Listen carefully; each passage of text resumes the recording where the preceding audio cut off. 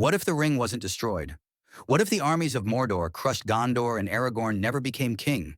The free peoples defeated, the Shire silenced, and the Eye unblinking. This is not just a fantasy, it's a blueprint. This is the world Sauron almost created, and how it mirrors our own. Let's not kid ourselves. Sauron nearly won.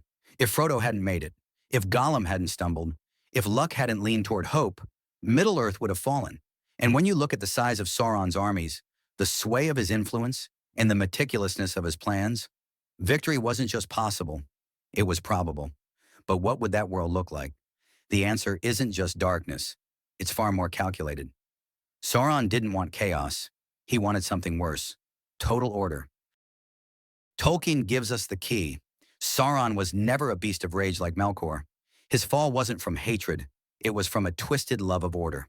Sauron's virtue was that he loved order and planning and disliked confusion and waste.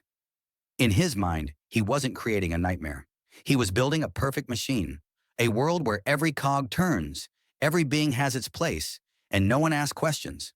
Think of the Roman Empire under Augustus. Roads, laws, taxation, and submission, peace through strength, civilization, but only for those who obey.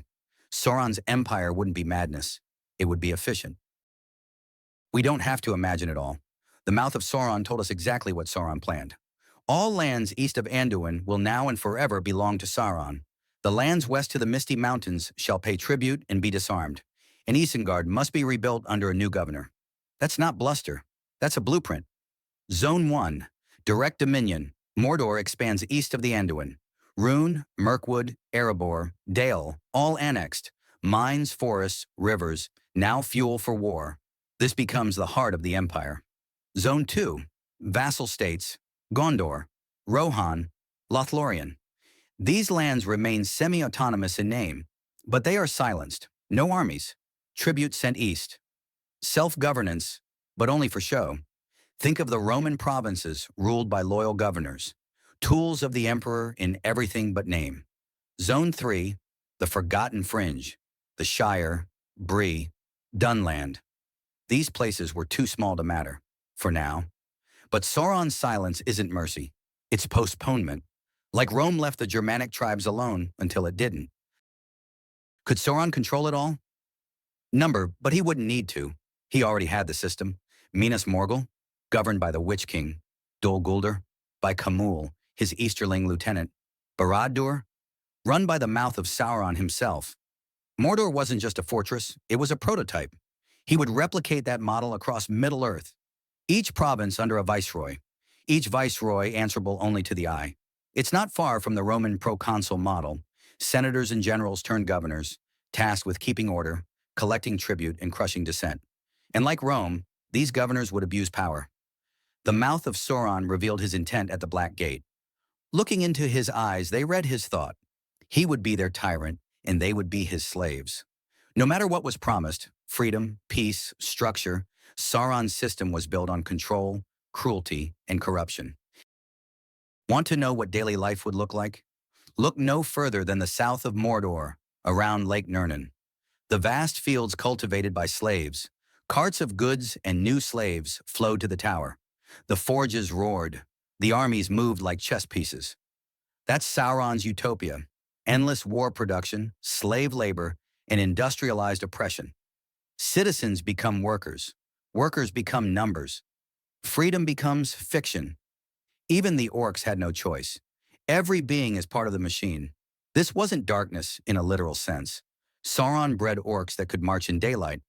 It was darkness of the soul, the complete erasure of free will. With the elves driven west or into hiding, and the dwarves enslaved or broken, the cultural soul of Middle-earth would be extinguished. Rivendell would fall silent. Lothlorien would rot. The Shire would eventually be absorbed, corrupted, or flattened.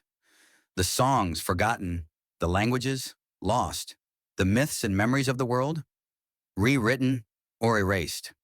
Tolkien was a philologist. He knew that when a language dies, so does the worldview it carries. Sauron's empire wouldn't just end lives, it would end meaning. It's the same thing Rome did in Gaul, in Judea, and Carthage. Cultural erasure disguised as civilization. Could it happen in our world? That's the question Tolkien wants us to ask. Because his world isn't just fantasy, it's a mirror. The empires of Earth have echoed Sauron's shadow time and time again. Rome, Napoleon, totalitarian regimes of the 20th century. They promise peace. They promise order. They offer a strong hand to fix things. And they often begin as visionaries, just like Sauron. But when control becomes the goal, freedom becomes the enemy. Let's dream in the dark a little. Would there be a second resistance? A secret rebellion?